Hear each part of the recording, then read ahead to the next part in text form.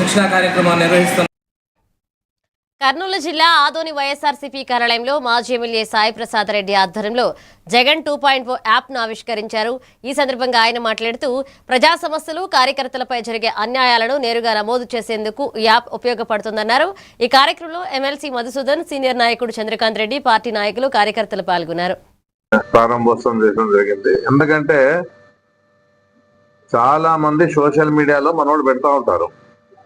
వాళ్ళు ఏం చేస్తారంతా టీడీపీ నాయకులే, అనుచరులే ఇవన్నీ కూడా చేస్తా ఉండే పరిస్థితి కూడా రాష్ట్రంలో కనపడతా ఉండే పరిస్థితి ఉంది. ఎక్కడ చూసినా వాళ్ళ ఎక్కువ దౌర్జన్యాలు అయిపోయిన పరిస్థితి కూడా ఉంది.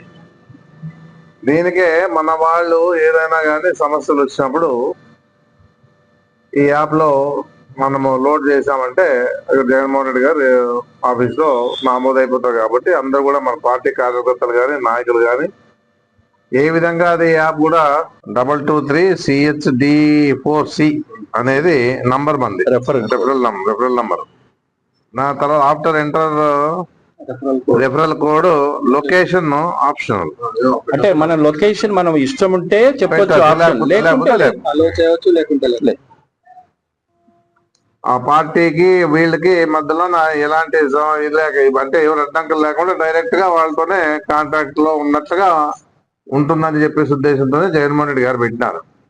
అందుకే ఇవన్నీ కూడా ప్రతి వారు సద్వినియోగం చేసుకోవాలని చెప్పేసి కూడా మన వాళ్ళకి నేను చెప్పడం జరుగుతుంది. తెలియని వాళ్ళు మన ఆఫీస్లో వచ్చేసి ఇక్కడ ఏదైనా ఉన్నా ఊరు గ్రామాల్లో ప్రాబ్లమ్స్ కానీ, మళ్ళీ ఏదైనా అధికారుల ఇబ్బందులు కానీ ఏదన్నా తెలియజేసేదానికి ఇది ఒక యాప్ మంచి పని చేస్తారని చెప్పి